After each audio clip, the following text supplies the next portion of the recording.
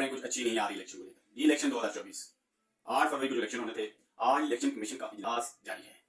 बहरहाल खबरें यही आ रही हैं कि इलेक्शन मुलतवी हो जाएंगे और इलेक्शन की डेट आगे बढ़ाई जा रही है। इलेक्शन कमीशन का हंगामी इजलास आज तलब किया गया है और इजलास में आज अहम फैसले किए जाएंगे। वो अहम फैसले क्या हैं आपको मैं डिटेल में बाद में बताऊंगा। हम दूसरी तरफ चलते हैं कि खान साहब के ऊपर 2 केस जो आए हैं वो दोनों केसों पर जो फैसला हुआ है उसके बाद सूरत बड़ी गंभीर होगी।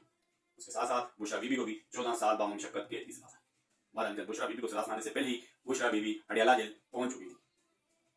ये तारीख में ये पहला केस है कि एक मुलजम को सजा होती है और मुलजम पहले ही अदालत में मौजूद होता है। कहा कि किसी सूरत में खान की कमजोरी नहीं बनी। बहरहाल बुशरा बीबी को गिरफ्तार करने के बाद गिरफ्तारी खुद ही दे दी थी। उसके बाद खबरें आ रही है कि बुशरा बीबी को बनीगला मुंतकिल कर दिया गया है। उनकी जो रिहायशगाह थी उसी को ही सब जेल करार दे दिया गया है। इलेक्शन मुलतवी कराने की अब तक जो खबरें हैं, एक सर्वे कराया गया था और सर्वे में खान साहब के जितने भी कैंडिडेट थे वो बड़ी बाजी अक्सरियत से जीते थे।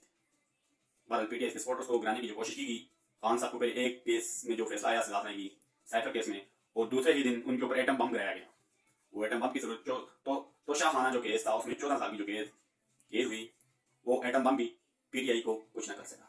आप इसको एटम बम समझ लें या कुछ भी समझ लें।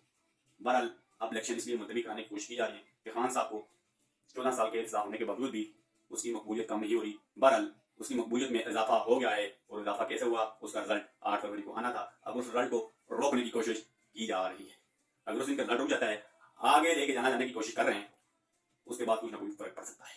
बहरहाल खान साहब ने कहा आप इलेक्शन जब जितनी मर्जी ले जाएं, हमें इससे कोई फर्क नहीं पड़ता।